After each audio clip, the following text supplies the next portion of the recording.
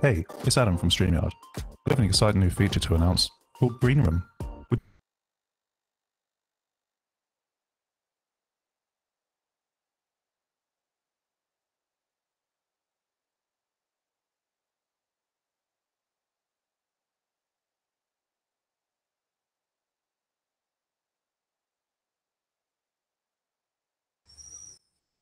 Halo Bapak Ibu, apakah kita mulai saja ya Bapak Ibu?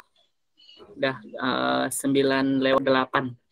Ya, mulai aja lagi Pak Icap. Oke, kita mulai aja, jadi sambil berjalan aja kita tunggu yang lain.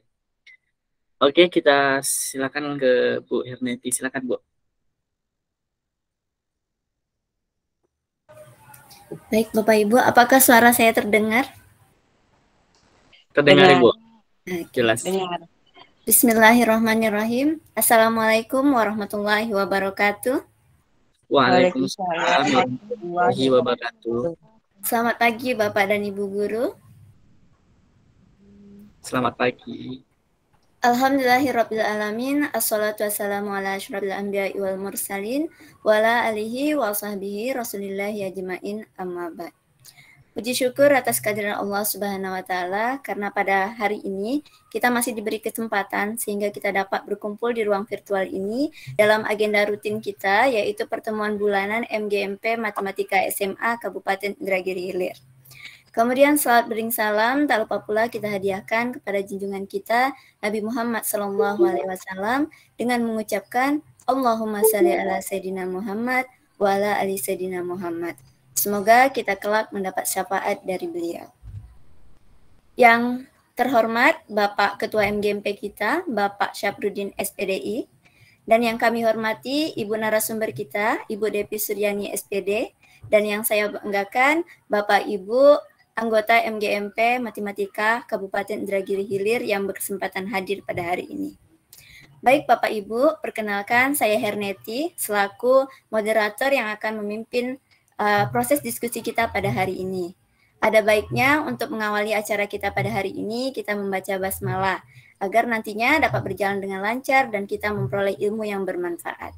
Bismillahirrahmanirrahim.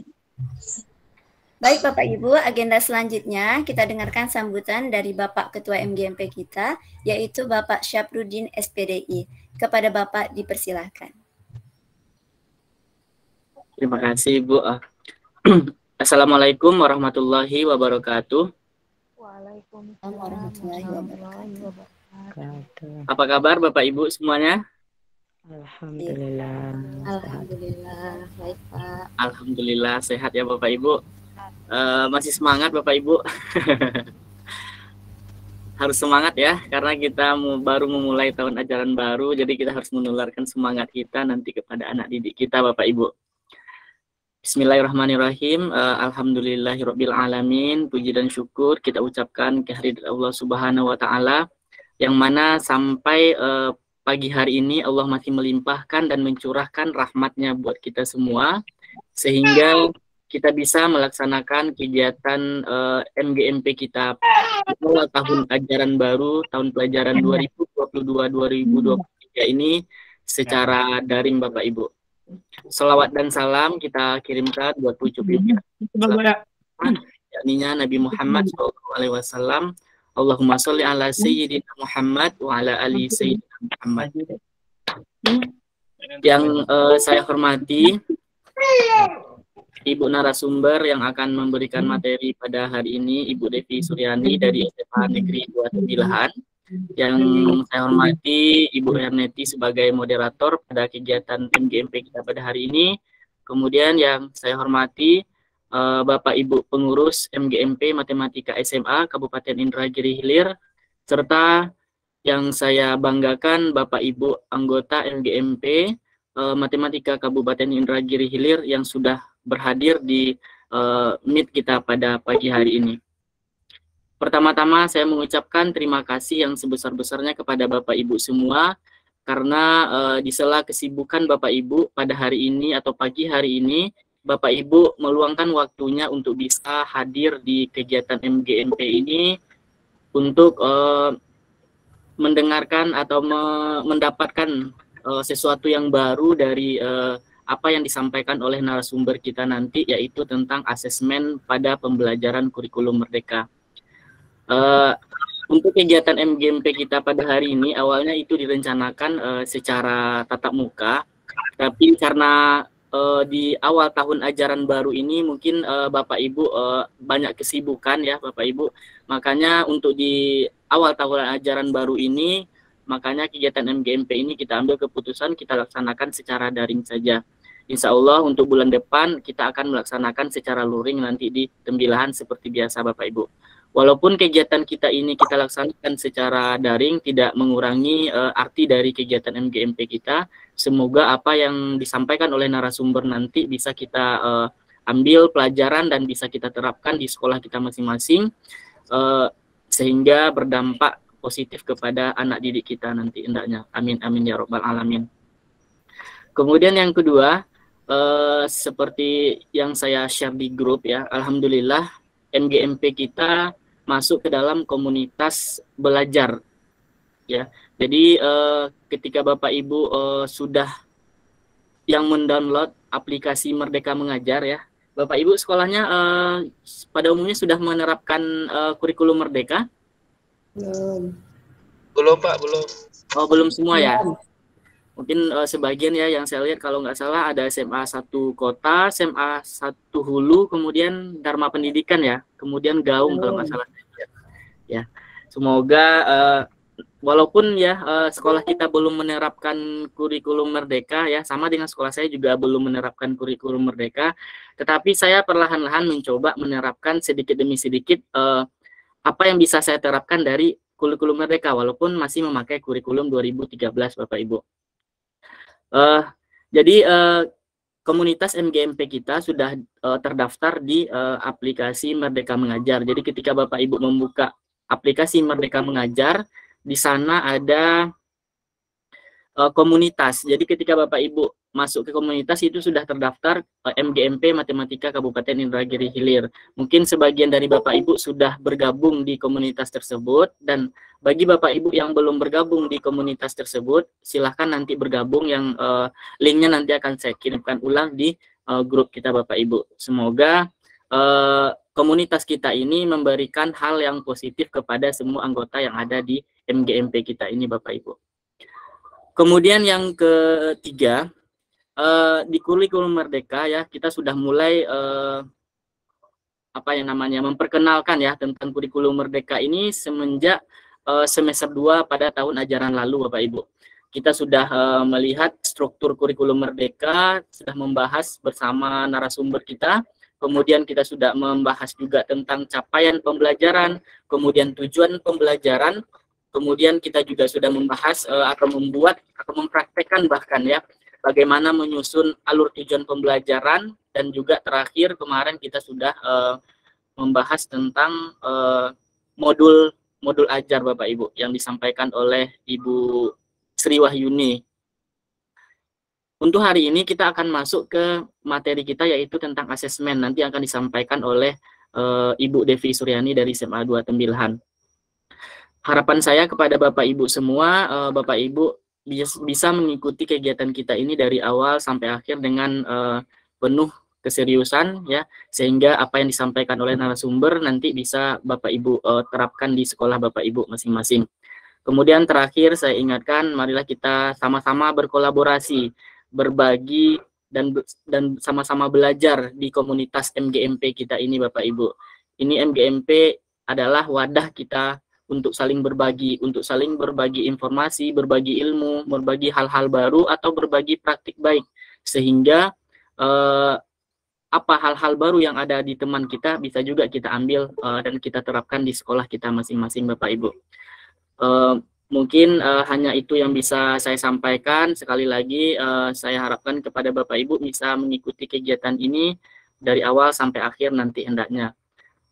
Saya tutup dengan mengucapkan Assalamualaikum warahmatullahi wabarakatuh. Waalaikumsalam. Baik, terima kasih kepada Pak Syafruddin yang telah memberi sambutan. Semoga kedepannya MGMP kita ini semakin berkembang, semakin maju, dan dapat menjadi wadah bagi kita untuk mengembangkan kompetensi. Baik, Amin. untuk kegiatan selanjutnya, yaitu kita masuk ke agenda inti kita, yaitu diskusi mengenai asesmen pembelajaran di kurikulum Merdeka Belajar. Kita tahu bahwa penilaian itu merupakan salah satu hal yang terpenting dalam proses pembelajaran. Karena biasanya kita menjadikan penilaian itu sebagai tolak ukur bagi kita, apakah proses pembelajaran kita dapat berjalan dengan semestinya atau tidak gitu, berjalan dengan baik atau tidak. Nah, di sini mungkin Bapak Ibu banyak bertanya gitu kan. Kita rata-rata itu pasti menimbulkan pertanyaan, apakah penilaian di kurikulum Merdeka Belajar ini nanti akan sama dengan yang kita lakukan di kurikulum 2013. Apakah istilah-istilah yang biasa kita pakai juga di kurikulum 2013 itu juga akan masih sama dengan istilah yang akan kita pakai pada kurikulum Merdeka Belajar. Nah, semua itu nanti akan terjawab dari paparan materi yang akan disampaikan oleh narasumber kita, yaitu Bu Devi Suryani SPD, salah satu guru dari SMA Negeri 2 Tembilahan, yang secara tidak langsung sekolahnya memang telah melaksanakan kurikulum Merdeka Belajar. Kepada Bu Devi Suryani, dipersilahkan untuk memaparkan materinya. Bagaimana Bu Devi, udah siap? Ya, Assalamualaikum warahmatullahi wabarakatuh. Waalaikumsalam warahmatullahi wabarakatuh. Suara saya cukup jelas, Bapak Ibu? Alhamdulillah jelas, Bu. Terima kasih kepada Ibu moderator yang telah memberikan pencerahan sedikit tadi juga ya, pada Pak Saprudin juga. Oke, kepada Bapak Ibu semuanya, terima kasih telah memberikan kesempatan kepada saya untuk berbagi sedikit pengetahuan saya. Jadi bukan di sini mengajarkan, tapi berbagi sedikit ilmu saya mengenai asesmen di kurikulum Merdeka. Karena sekolah kami 1 tahun sebelumnya sudah menerapkan kurikulum Merdeka di sekolah penggerak. Berdasarkan pertanyaan dari Ibu moderator tadi, apakah penilaian di kurikulum 13 dengan kurikulum Merdeka itu sama? Kan kalau kita lihat-lihat sebenarnya kurang lebih sama. Ini kan kurikulum Merdeka ini penyempurnaan dari kurikulum sebelumnya. Tapi yang membedakan hanya di proyek. Kalau dulu kita hanya penilaian rapor biasa, di sini rapornya ada 2, rapor hasil belajar peserta didik dan hasil proyeknya. Itu yang membedakan antara kurikulum sebelumnya dengan kurikulum sekarang, kurikulum Merdeka.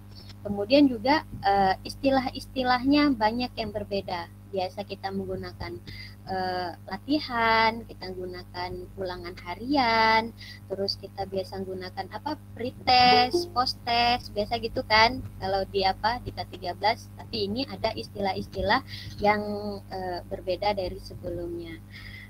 Baiklah, sini saya akan share.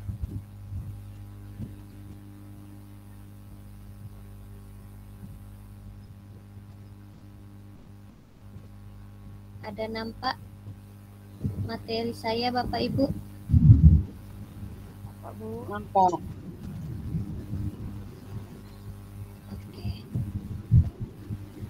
Baiklah, ini materi kita tentang hari ini. Saya hanya berbagi apa yang saya ketahui ya Bapak Ibu. Jika nanti ada ingin kita misalkan kurang puas, bisa kita diskusikan bersama teman-teman, bersama Bapak Ibu yang lainnya. Kita diskusi dan berbagi praktik baik aja di sini Bapak Ibu ya. Sebelumnya kita kenal dulu apa itu asesmen. Selama ini yang kita kenal adalah penilaian ya. Asesmen atau penilaian itu adalah proses pengumpulan dan pengolahan informasi untuk mengetahui kebutuhan belajar, perkembangan dan pencapaian hasil belajar peserta didik. Nah, jadi di sini proses dari mulai kebutuhan belajar, perkembangan sampai pencapaian hasil belajar peserta didik. Jadi itulah maksud dari asesmen. Prosesnya mulai dari awal kebutuhan belajarnya apa hingga pencapaian hasil belajar peserta didik. Yang mana selama ini pelaksanaan asesmen hanya cenderung berfokus pada asesmen sumatif atau asesmen akhir yang menjadi acuan mengisi laporan hasil belajar. Pengantarnya dulu. Dan sebelum itu kita harus mengenal dulu apa-apa saja prinsip dari asesmen. Prinsip asesmen itu ada 5. Izin Bu Devi. Ya, halo Pak. Slide-nya nggak jalan Bu Devi. Oh, nggak jalan ya Pak? Iya. Nggak usah di slideshow. Dia kalau di slideshow nggak mau jalan. Oh gitu. Ya. Ah, jelas ya Pak? Sudah. Oke. Nah, udah nampak Pak prinsipnya? Sudah Bu, sudah. Oke. Ya, ada beberapa prinsip asesmen, ada 5 prinsip asesmen yang harus kita ketahui terlebih dahulu. Yang pertama yaitu asesmen merupakan bagian terpadu dari proses pembelajaran, memfasilitasi pembelajaran dan menyediakan informasi yang holistik sebagai umpan balik untuk pendidik, peserta didik, dan orang tua agar dapat membantu mereka dalam menentukan strategi pembelajaran. Jadi di sini digarisbawahi di bagian terpadunya. Asesmen itu merupakan bagian terpadu. Dia merujuk pada kompetensi di dalamnya langsung ranah sikap, pengetahuan, keterampilan langsung di prosesnya. Biasanya kita kan kalau asesmen itu sikap-sikap aja, pengetahuan-pengetahuan aja, keterampilan. Jadi dilakukan secara terpisah. Tapi kalau di sini asesmennya dilakukan langsung terpadu, yang mana sikap, pengetahuan, keterampilan langsung di satu proses pembelajaran. Yang mana asesmen ini kita libatkan langsung ke peserta didik, bisa melalui penilaian diri, penilaian antar teman, refleksi, ataupun umpan balik antar teman. Prinsip yang kedua adalah asesmen dirancang dan dilakukan sesuai dengan fungsi asesmen tersebut dengan keleluasaan untuk menentukan teknik dan waktu pelaksanaan asesmen agar efektif mencapai tujuan pembelajaran. Asesmen harus kita rancang. Kita bangun komitmen dan kita susun asesmen kita, terfokusnya pada apa? Terfokusnya pada formatif, pada proses, bukan hanya berfokus pada asesmen akhir atau sumatif. Di sini kita susun, setelah kita susun, kita buat jenis tekniknya seperti apa, instrumen kita maunya seperti apa, formatif dan sumatifnya, tapi harus sesuai dengan karakter mata pelajaran kita, harus sesuai dengan capaian pembelajaran, harus sesuai dengan tujuan pembelajaran juga. Dan asesmen ini juga dilakukan harus dengan alokasi yang terencana, bukan asesmen dilakukan mendadak. Karena kita kan memiliki modul ajar. Nah, di modul ajar itu tersusun kapan kita melaksanakan formatif pertama, kemudian sumatif pertama, dan kapan kita melaksanakan asesmen-asesmen berikutnya. Dan di sini kita harus mengkomunikasikan kepada peserta didik tentang jenis, teknik, dan instrumen penilaian akan digunakan. Tujuannya untuk apa? Agar peserta didik tahu apa yang gambaran seperti apa yang harus mereka lakukan, kriteria seperti apa yang harus mereka capai. Nah, jadi kita harus mengkomunikasikan kepada peserta didik jenis, teknik, dan instrumen penilaian yang akan kita gunakan. Dan prinsip yang ketiga, asesmen dirancang secara adil, proporsional, valid, dan dapat dipercaya untuk menjelaskan kemajuan belajar dan menentukan keputusan tentang langkah selanjutnya. Apa saja yang harus diperhatikan? Di sini sudah jelas asesmen itu dirancang secara adil. Jadi harus memenuhi prinsip keadilan, yang mana tidak dipengaruhi oleh latar belakang peserta didik, baik dia kaya ataupun dari keluarga yang menengah ke bawah, kemudian baik dia pintar, mau dia agak apa, itu tidak menjadi pengaruh. Jadi asesmen ini harus prinsip adil. Jadi di sini kita harus menerapkan moderasi asesmen, yaitu kita berkoordinasi dengan antar pendidik yang lain agar kita bisa menyamakan persepsi kriteria seperti apa penilaian yang harus kita lakukan di pembelajaran kita. Kemudian prinsip yang keempat yaitu laporan kemajuan belajar dan pencapaian peserta didik ini harus bersifat sederhana dan informatif, memberikan informasi yang bermanfaat tentang karakter dan kompetensi yang dicapai serta strategi tindak lanjutnya. Jadi laporan hasil belajar itu harus jelas, mudah dipahami oleh semua pihak, yang mana tertuang dalam bentuk angka dan deskripsi penyampaiannya juga harus menggunakan kalimat-kalimat yang positif. Jadi di sini harus ada laporan kemajuan belajar yang didasarkan pada bukti dan pencatatan perkembangan kemajuan belajar peserta didik. Biasanya kita menggunakan jurnal kan, jurnal harian guru, jurnal perkembangan peserta didik. Nah, ini sebagai bukti untuk laporan kemajuan belajar.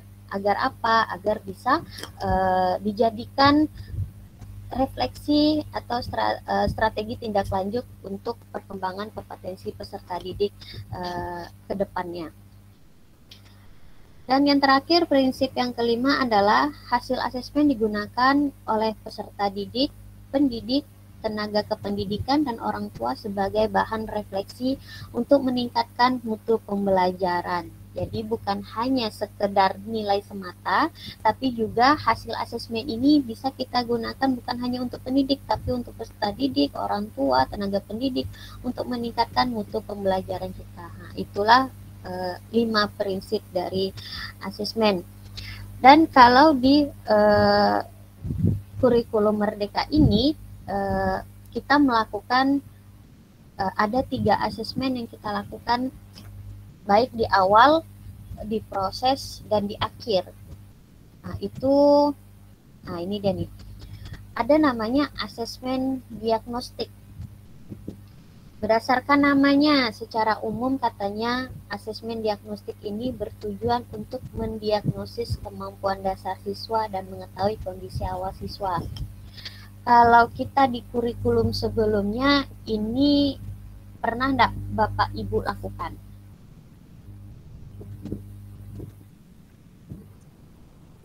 Paling pernah Bu, palingan cek materi prasyarat biasanya Bu. Biasa kita menggunakan asesmen yang kognitif kan? Ya, kognitif ya. Bapak Ibu yang lainnya bagaimana? Apakah pernah melakukan asesmen diagnostik? Sama, tapi kognitifnya aja. Kalau non kognitifnya belum Iya. selama ini. Selama ini kan kalau yang diagnostik ini kebanyakan guru BK ya. Ya, benar. Guru BK yang biasa mengapakan. Tapi sebenarnya ini sangat penting. Asesmen diagnostik ini sangat penting kita nih, baik non kognitif ataupun kognitifnya. Jadi tujuannya apa? Nah, di sini terlihat di dalam tabel tujuan asesmen diagnostik itu ada 2, non kognitif dan kognitif. Kalau non kognitif kita lebih mengetahui kondisi awal siswa. Siswa itu cara belajarnya di rumah bagaimana, karakternya bagaimana, minat enggak dia sama pembelajaran kita. Terus selama belajar di rumah aktivitasnya seperti apa, emosinya seperti apa. Nah, jadi dari situ kita bisa lebih mengenal karakter dari peserta didik kita. Dan di sini juga tujuan dari kognitif lebih ke kemampuan dasar siswa yang biasa kita sebut dengan ujian materi prasyarat lah gitu. Tapi di sini asesmen diagnostik kognitif, yaitu mengidentifikasi capaian kompetensi siswa, ya kemudian kita menyesuaikan pembelajaran di kelas dengan kompetensi rata-rata, memberikan kelas remedi atau pembelajaran tambahan kepada siswa yang kompetensinya di bawah rata-rata. Jadi dari asesmen diagnostik ini manfaatnya kita bisa mengetahui karakter siswa, cara belajarnya maunya seperti apa, kemudian kita bisa memilah mana anak-anak yang berkemampuan tinggi, sedang, dan rendah. Jadi kita bisa mudah nanti membentuk kelompoknya, kelompok pembelajarannya, biar dia sama rata di dalam satu kelompoknya. Ini tujuan dari asesmen diagnostik. Kapan pelaksanaan asesmen diagnostik? Nah, waktu pelaksanaannya bisa disesuaikan dengan kebutuhan. Kalau saya pada di sini kan pada awal tahun pembelajaran, pada awal lingkup materi, sebelum menyusun modul ajar secara mandiri. Kalau saya pribadi, Bapak Ibu, saya melakukan asesmen diagnostik ini pada awal lingkup materinya terlebih dahulu. Jadi sebelum saya membuat modul ajar, saya pahami dulu karakter peserta didik saya berikan asesmen diagnostik non-kognitifnya. Jadi saya lebih mengetahui gaya belajar peserta didik saya maunya seperti apa. Di sini ada alur dari pelaksanaan asesmen diagnostik. Yang pertama, kita analisis dahulu laporan hasil belajar atau rapor dari peserta didik dari tahun sebelumnya. Kemudian langkah kedua, kita identifikasi kompetensi yang akan diajarkan. Ketiga, menyusun instrumen asesmen untuk mengukur kompetensi peserta didik. Baik bisa menggunakan tes tertulis atau lisan, bisa menggunakan keterampilan berupa produk atau praktik, dan bisa observasi. Yang keempat, di sini bila diperlukan menggali informasi peserta didik di dalam aspek latar belakang, keluarga, motivasi, minat, dan lainnya. Dan yang kelima, kita laksanakan asesmen, kemudian kita olah hasilnya. Dan yang terakhir, hasil diagnosis itulah menjadi data informasi kita untuk merencanakan pembelajaran seperti apa yang sesuai dengan capaian dan karakter peserta didik. Ini alurnya. Tadi udah ada di tahapan asesmen diagnostik, yaitu tahapan di awal. Ini ada pula namanya asesmen formatif dan sumatif, apalagi formatif dan sumatif. Biasanya kalau di K13 lebih kita kenal penilaian harian pertama atau latihan pertama, kemudian UH1, UH bab 1, UH bab 2, biasa seperti itu. Tapi ini namanya diganti dengan asesmen formatif dan sumatif. Apa itu? Nah, di sini terlihat perbedaan antara asesmen formatif dan asesmen sumatif. Kalau asesmen formatif itu evaluasinya dilakukan untuk evaluasi proses. Jadi proses selama proses pembelajaran, yang mana pemahaman murid, kebutuhan pembelajaran, dan kemajuan akademik selama pembelajaran itu disebut dengan asesmen formatif.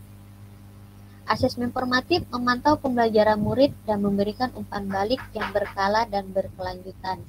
Yang mana di sini bagi murid, asesmen formatif berfungsi membantu mengidentifikasi kekuatan dan aspek yang perlu dikembangkan. Sedangkan bagi guru dan sekolah, asesmen formatif berfungsi memberikan informasi mengenai tantangan apa saja yang dihadapi murid dalam proses pembelajaran.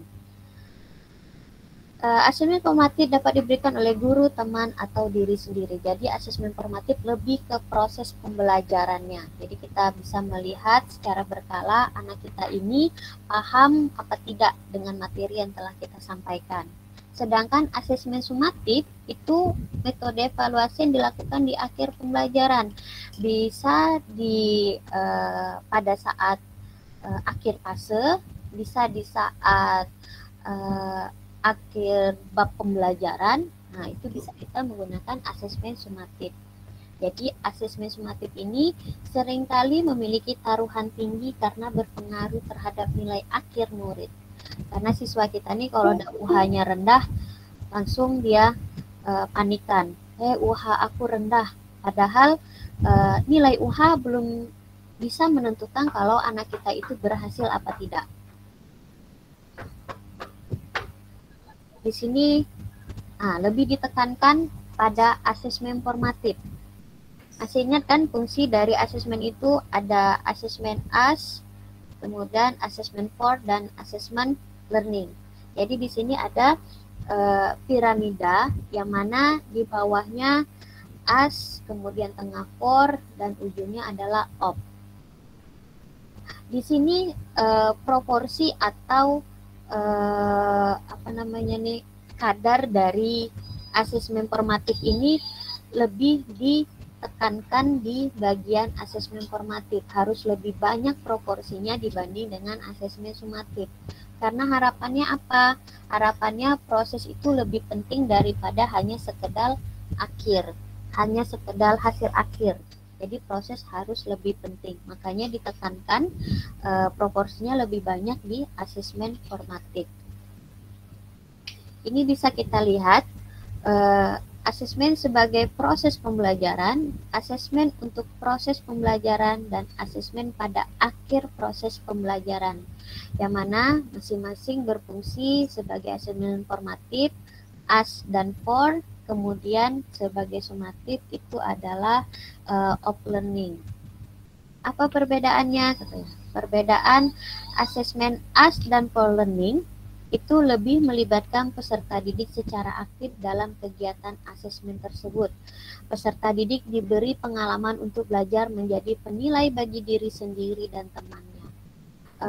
Kalau di saya pribadi, saya meletakkan asesmen ini di setiap pertemuan. Selesai setiap pertemuan saya di LKPD saya imbukan di situ refleksi terhadap materi yang telah diajarkan, seberapa paham mereka mengenai materi yang telah diajarkan. Contohnya seperti ini. Nah, di sini nih, contoh asesmen diri. Ada juga contoh asesmen antar teman.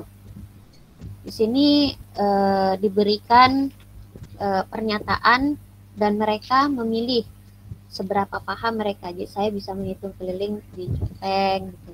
Kemudian gitu juga contoh dari asesmen antar teman.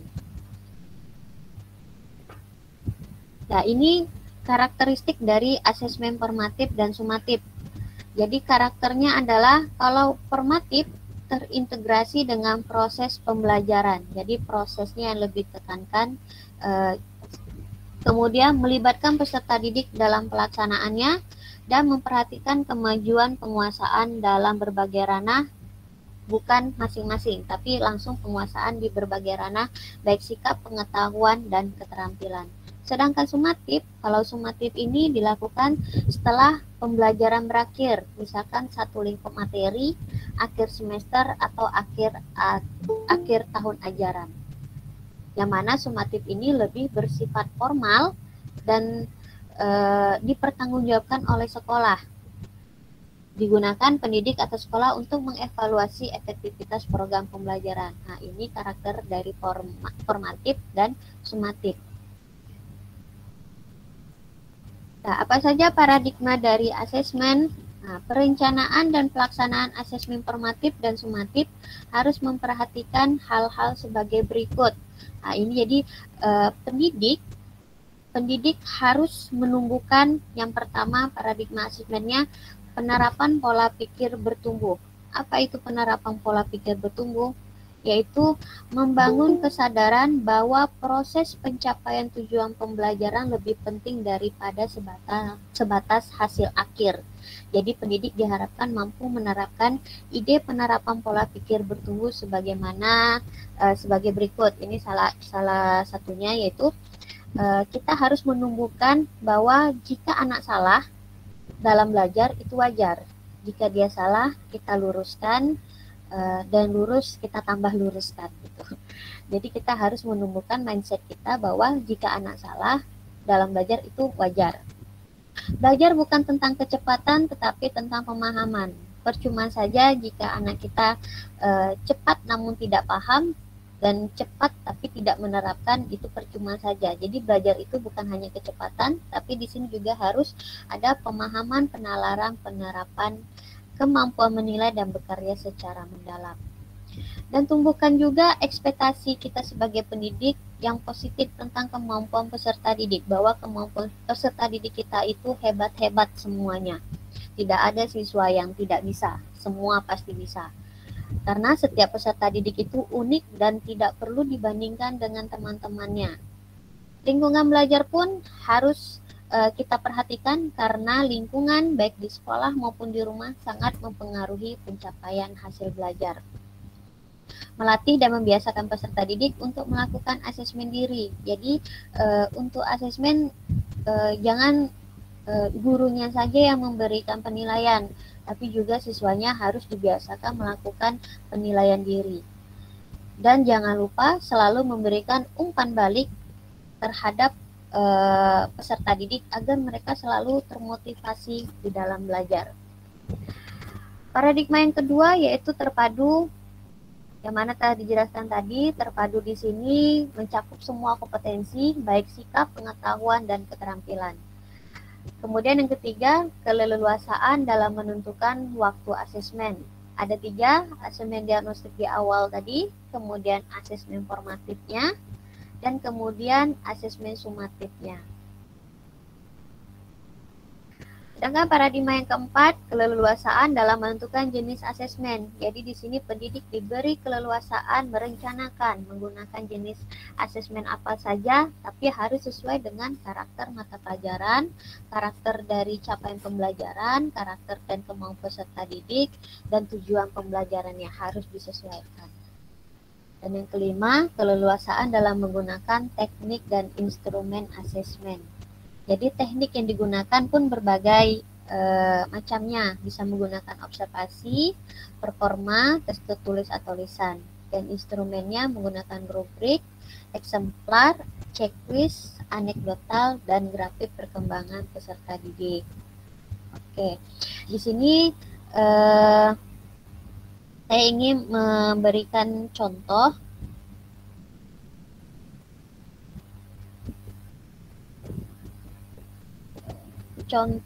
dari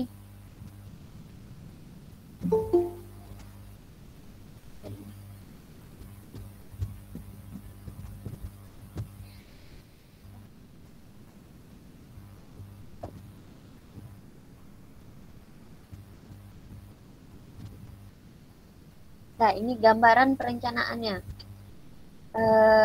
Gambaran perencanaan, pelaksanaan, dan pengolahan asesmen seperti apa yang merujuk pada prinsip dan paradigma asesmen pelajaran paradigma baru. Nah, ini langkah-langkahnya Bapak Ibu ya. Ada nampak? Oke. Gunakan alur tujuan pembelajaran yang telah disusun, kemudian identifikasi tujuan pembelajaran yang menjadi kompetensi yang diinginkan.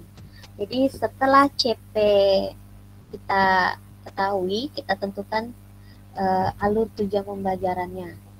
Identifikasi tujuan pembelajarannya seperti ini. Di mana di dalamnya termuat profil pelajar Pancasila.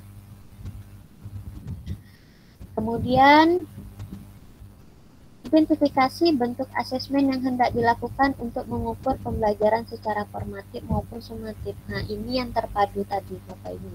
Jadi di sini bisa dilihat pada contoh 1 di aktivitas 1 di situ kita lihat observasinya. Kemudian ada tesnya. Observasinya kan lebih ke sikap ya, sikapnya. Kemudian tesnya lebih ke pengetahuan. Kemudian kinerjanya lebih ke keterampilan. Jadi di dalam suatu proses itu langsung semua ranah kita perhatikan, kita nilai kan. Jadi nilai tempat dengan cacah. Nah, di sini dia melakukan sumatif 1, sumatif 2.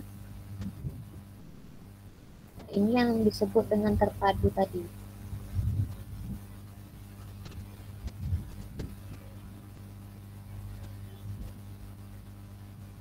Dan yang ketiga, setelah kita membuat asesmen tadi, kita buat instrumen penilaiannya.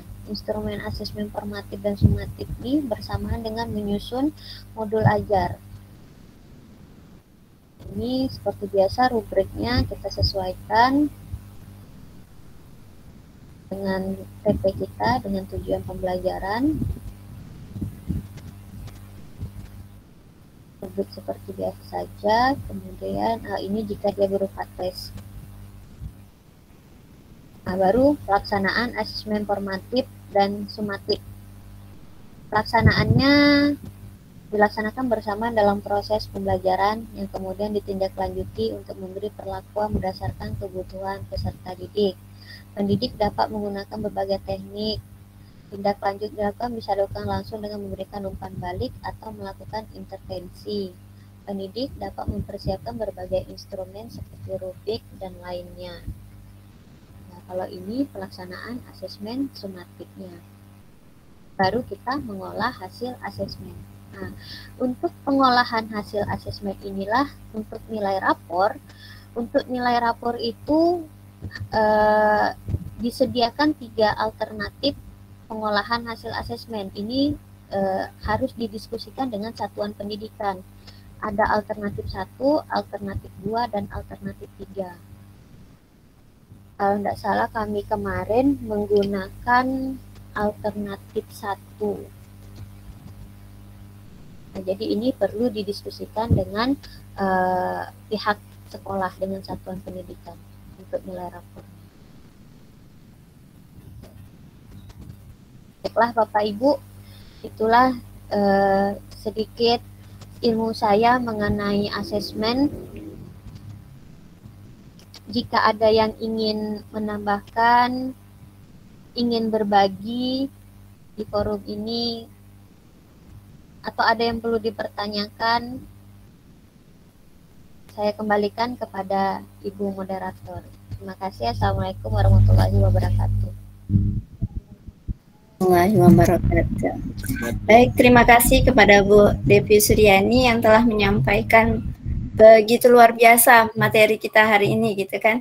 Mulai dari prinsip asesmen itu sendiri, kemudian dari jenis asesmennya dan paradigmanya telah disampaikan oleh Bu Devi Suryani.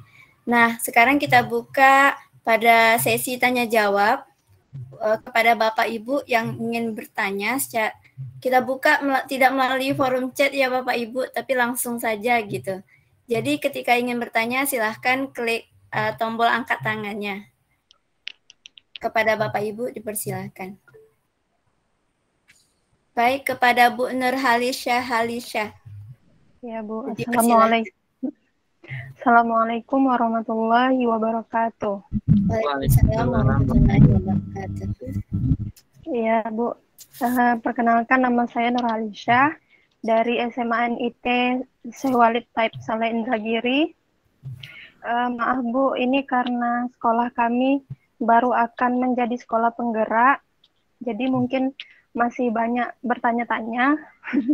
Salah satunya itu tadi tentang rapornya tadi Bu. Boleh bertanya Bu, untuk contoh pengolahan nilai yang alternatif 1 yang dari Ibu tadi, contohnya seperti apa Bu? Baik, terima kasih kepada Bu Nurhalisyah atas pertanyaannya. Bagaimana Bu Devi Suryani, mau dijawab langsung atau kita kumpulkan dulu pertanyaannya? Langsung saja lah Ndak, biar nanti tak lupa. Kalau langsung saja silakan Bu Devi. Iya, kalau kami kemarin ya, kami kan dirapatkan dulu. Ya, disampaikan rapor sekolah penggerak itu seperti ini, ada 3 alternatif. Alternatif pertama, semua nilai baik formatif, baik sumatif itu dijumlahkan, kemudian dicari kayak rata-ratanya. Nah, tapi kerjanya jadi banyak, kolom-kolomnya tuh lebih banyak formatifnya. Karena kita kan tergantung dengan TP kita masing-masing per mapel kan. Nah, kalau yang kedua itu ada beberapa persenan, dan yang ketiga itu lebih ribet. Jadi mencarinya tuh yang lebih mudah kita di dalam pengerjaannya. Makanya sekolah kami menggunakan yang alternatif 1. Jadi balik lagi ke sekolah masing-masing mau menggunakan alternatif yang keberapa. Sebenarnya sama aja 1, 2, 3. Tapi yang lebih mudah dipahami sama teman-teman yang lainnya dalam pengerjaannya yang mana. Jadi kita menggunakan alternatif 1. Begitu itu. Bagaimana Bu Nurhalisyah atas jawaban dari Bu Devi? Sudah terjawab? Jadi diambil dari rata-ratanya Bu ya? Iya. Ya, dia ada rumusannya tuh Bu. Dia biasa sama seperti rapor. Nanti kita ngimpor nilai. Nah, seperti itulah juga cara mengerjakan nilainya. Kita menggunakan rapor.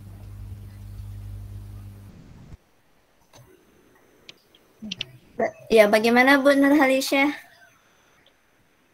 Ya, apakah Bu rasanya sudah terjawab gitu?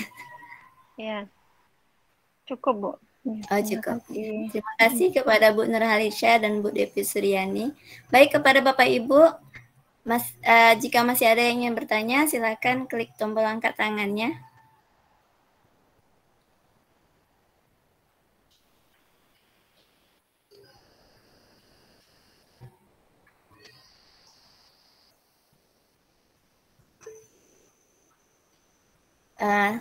Baik, kepada Pak Alfarobi dipersilakan untuk membuka kamera dan mengajukan pertanyaannya.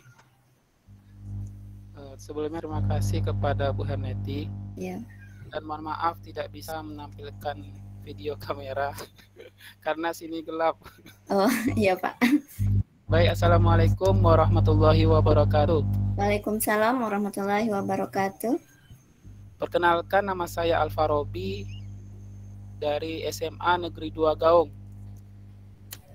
Sebelumnya kami tahun ajaran baru itu kurikulum merdeka.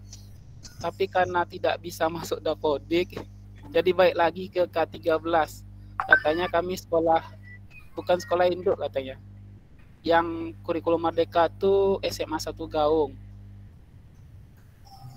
Jadi pertanyaan untuk buat Bu Devi, saya masih bingung Bu soal tindak lanjut dari asesmen formatif. Contohnya seperti apa ya Bu untuk memperbaiki proses pembelajaran?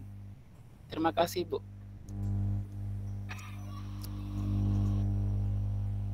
Baik, terima kasih kepada Pak Alfarobi.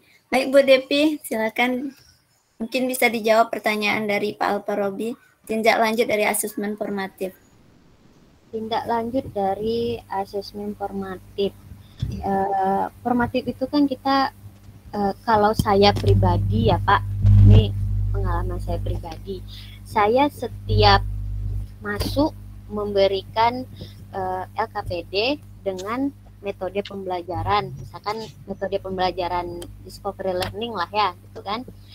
Kemudian nanti saya setelah anak itu diskusi, setelah dia menyelesaikan sampai akhir, kemudian kita memberikan soalan atau feedback pada anak kan, seberapa mampu anak atau seberapa paham anak mengenai materi tersebut. Nah, jadi dari soal formatif itulah kita bisa menjadikan tindak lanjut seperti apa nih, berhasil enggak kita menggunakan strategi pembelajaran seperti itu, berhasil apa tidak kepada anak. Nah, jadi itu menjadi tindak lanjut kepada kita. Strategi pembelajaran kita berhasil enggak kepada anak, paham enggak anak dengan materi kita, atau strategi kita ini terlalu monoton, atau anak cepat ini apa namanya nih, tidak mengerti, harus ujung-ujungnya guru yang menjelaskan. Nah, jadi disitulah menjadi tindak lanjut kita, strategi kita mau seperti apa ke depannya supaya anak-anak paham dengan materi kita sehingga tujuan pembelajaran kita tercapai. Itu kalau pengalaman pribadi saya Pak. Terima kasih. Terima kasih Bu Devi. Bagaimana Pak Alfarobi? Alfarobinya. Pak Alfarobinya terkeluar. Keluar. Baik, di sini ada Pak Syahrudin yang ingin bertanya. Baik, silakan Pak Syahrudin buka kamera dan buka mute dari mikrofonnya.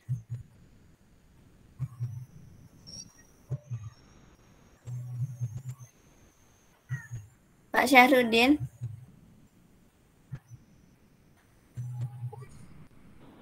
Halo. Halo. Iya Pak, Ya, boleh dibuka kamera dan ininya Pak. Ya, saya minta maaf tidak bisa on kamera karena lagi ngayun anak nih. Oh, baik Pak. Ya. Silakan Pak.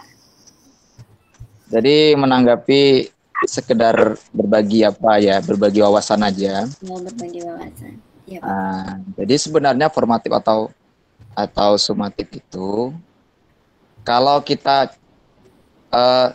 sedikit mengulang atau membuka buku UT, nah di situ lengkap itu yang formatif atau sumatif itu. Sebenarnya kalau matematika formatif atau sumatif itu soalnya matematika juga. Jadi tindak lanjuti ya kalau mau kita remit ngulang boleh, tidak masalah.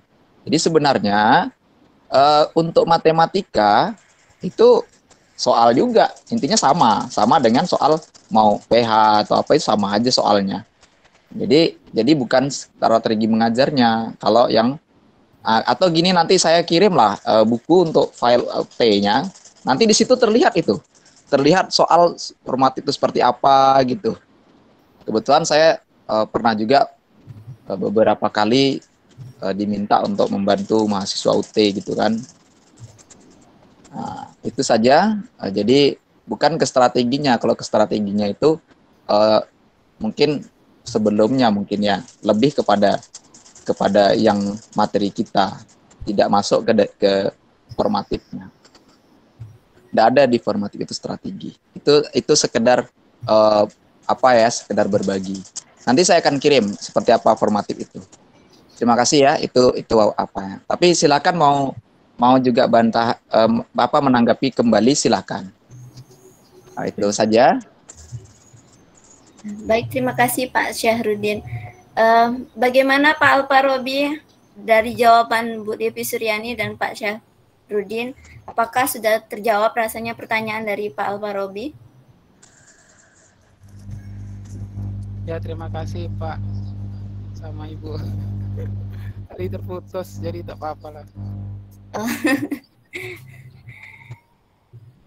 Baik Bapak Ibu, kita sampai jam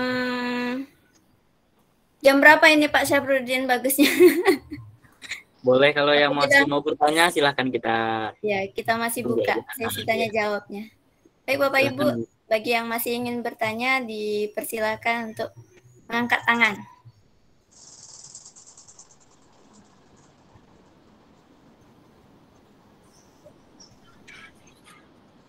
Atau yang mau menambahkan juga boleh Bapak Ibu. Mungkin berbagi pengalaman dari Bapak Ibu yang dari sekolah penggerak yang lain kayak Bu Sri Wahyuni, Bu Rohmandari, Bu Rosdiana. Boleh silakan Ibu berbagi tentang asesmen pada kurikulum Merdeka ini.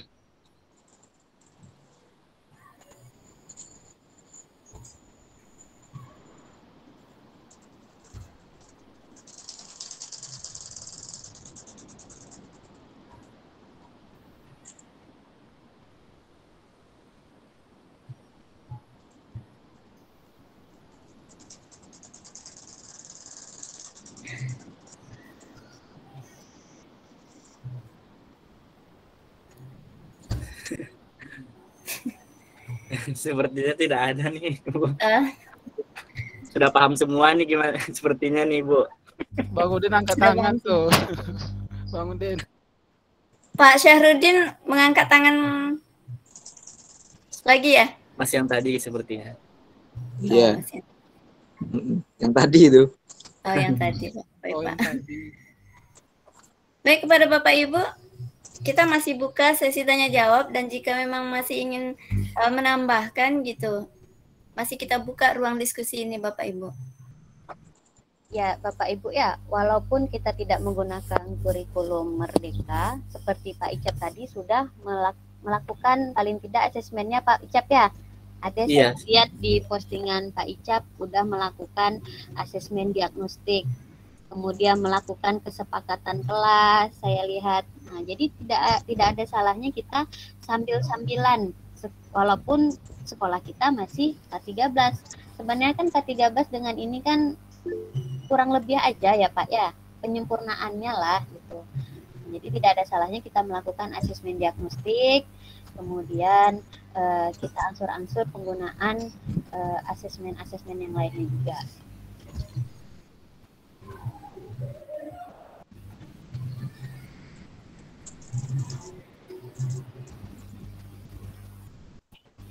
Jadi ini bagaimana?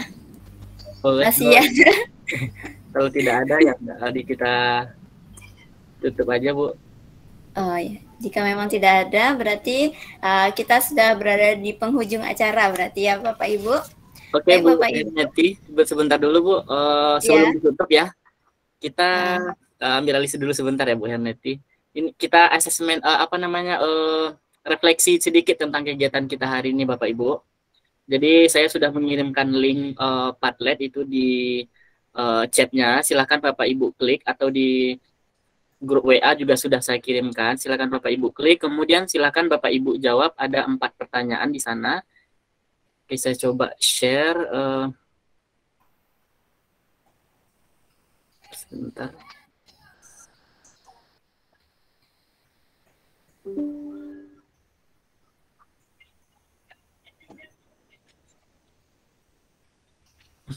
Oke, sudah muncul Bapak Ibu share screen-nya? Sudah, Pak. Oke. Jadi ketika Bapak Ibu klik link yang saya kirimkan tadi, nanti di sini Bapak Ibu akan ada 4 pertanyaan ya berkaitan dengan kegiatan kita hari ini. Jadi kita mau refleksi sejauh mana sih pemahaman Bapak Ibu terhadap materi yang disampaikan oleh narasumber kita pada hari ini. Jadi di sini yang pertama bagaimana perasaan Bapak Ibu pada kegiatan hari ini. Jadi cara mengisinya adalah Bapak Ibu tinggal klik tanda tambah di bawah sini, klik tanda tambah. Kemudian di sini muncul subjek. Subjek ini nanti Bapak Ibu tuliskan nama Bapak Ibu masing-masing. Kemudian yang di bawahnya di sini baru Bapak Ibu menuliskan jawaban dari pertanyaan yang diberikan Bapak Ibu. Kemudian jika Bapak Ibu ingin mengubah warnanya biar lebih bagus, Bapak Ibu bisa mengganti warnanya sesuai yang ada di sini. Kemudian baru Bapak Ibu publish. Oke, Bapak Ibu sampai ke pertanyaan yang keempat. Sampai di sini ada yang mau ditanyakan Bapak Ibu untuk mengisi refleksinya? Sudah paham, Pak. Sudah ya Bapak Ibu. Silakan Bapak Ibu, kita kasih waktu lebih kurang 5 menit untuk mengisi refleksi kegiatan kita hari ini Bapak Ibu. Setelah itu baru kita tutup kegiatan kita. Silakan Bapak Ibu.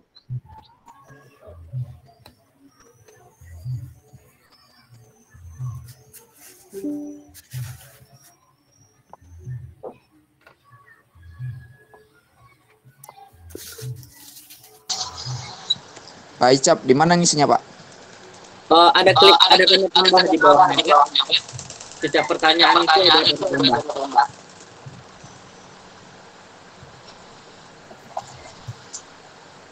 Bisa di WA itu? Bisa tinggal diklik aja pakai link itu. Bisa pakai HP. Oke. Nggak, Bapak kirim ke WA ada itu? Ada. Oke. Ah, ya. Saya nggak paham Google Meet ini belum, jadi kolom chatnya nggak tahu saya ini. Bapak pakai laptop atau pakai HP? Pakai HP.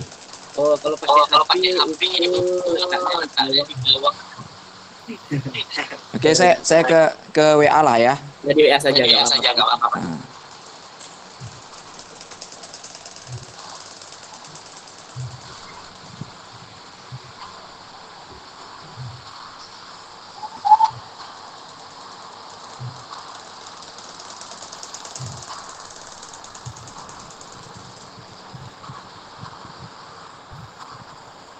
Di kolom subjeknya jangan lupa tulis namanya ya Bapak Ibu.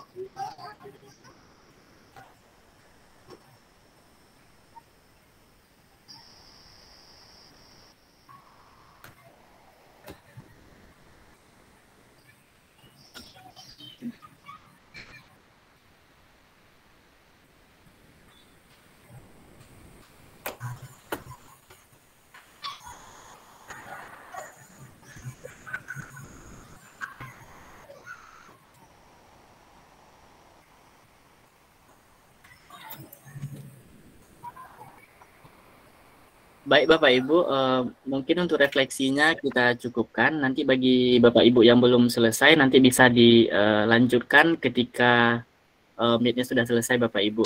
Kemudian saya ingatkan untuk mengisi link absen yang sudah saya kirimkan juga di grup WA-nya Bapak Ibu. Jangan lupa untuk mengisi absennya, bukti kehadiran Bapak Ibu pada kegiatan MGMP pada hari ini Bapak Ibu. Oke, saya kembalikan ke Bu Herneti. Baik Pak, terima kasih. Bapak Ibu, berarti kita sudah berada di penghujung pertemuan kita pada hari ini. Nah, di sini dari paparan materi yang sudah diberikan oleh Bu Devi Suryani, dari tanya jawab yang sudah kita lakukan, dan dari tanggapan dari beberapa guru, maka dapat disimpulkan bahwa sebenarnya penilaian dari kurikulum Merdeka Belajar ini dengan kurikulum K13 itu sebenarnya tidak jauh berbeda. Hanya saja mungkin kalau dulu kita melakukan pembelajaran proyeknya itu masing-masing guru untuk nilai keterampilan, tetapi pada kurikulum Merdeka Belajar ini proyek itu lebih ditekankan lagi, bahkan dijadikan co-kurikuler bagi mereka yang sudah menggunakan Merdeka Belajar. Dan yang kedua, istilah-istilah yang biasa kita gunakan pada kurikulum K13 sebenarnya itu tidak mengalami perubahan yang begitu signifikan gitu. PH sepertinya masih tetap PH, PTS masih tetap PTS, cuman biasanya kita kenalnya pretest post-test, tapi sekarang ada asesmen diagnostik. Dan itu sebenarnya berbeda sekali dengan pretest. Karena kalau ada pretest pasti ada post-test, sedangkan asesmen diagnostik ini ya tidak ada post-testnya gitu kan. Baru yang ketiga, dari paparan materi yang dijelaskan oleh Bu Devi Suryani tadi, maka 3 jenis asesmen yang kita lakukan ketika kita menggunakan kurikulum Merdeka Belajar. Yang pertama yaitu asesmen diagnostik atau awal pembelajaran, dan yang kedua asesmen formatif, dan yang ketiga asesmen sumatif. Di mana kita sebagai guru lebih ditekankan untuk memperhatikan asesmen formatif, karena di sana adalah proses pembelajaran dari siswa, bukan hanya sekedar hasil akhir atau angka semata dari nilai ulangan gitu kan. Baru untuk prinsipnya, paradigma, dan proses perancangan dari penilaian itu, mungkin nanti Bu Devi Suryani bisa men-share-nya ke grup MGMP kita, biar bisa kita pelajari lebih dalam lagi. Saya ucapkan terima kasih kepada Bapak Ketua MGMP kita karena telah mewadahi kegiatan hari ini, kemudian kepada Bu Devi Suryani sebagai narasumber pada hari ini, dan kepada Bapak Ibu yang telah meluangkan waktunya untuk sama-sama belajar kita di sini gitu. Baik, di sini saya selaku moderator mohon maaf apabila dalam memimpin diskusi ini masih terdapat beberapa kekurangan gitu. Kita tutup pertemuan kita hari ini dengan doa penutup majelis. Subhanakallah wa bihamdika asyhadu alla ilaha illa anta astaghfiruka wa atubu ilaik. Assalamualaikum warahmatullahi wabarakatuh. Waalaikumsalam warahmatullahi wabarakatuh. Baik Bapak Ibu, jika memang ada keperluan atau apa boleh live dari. Terima kasih Bapak. Absen memang.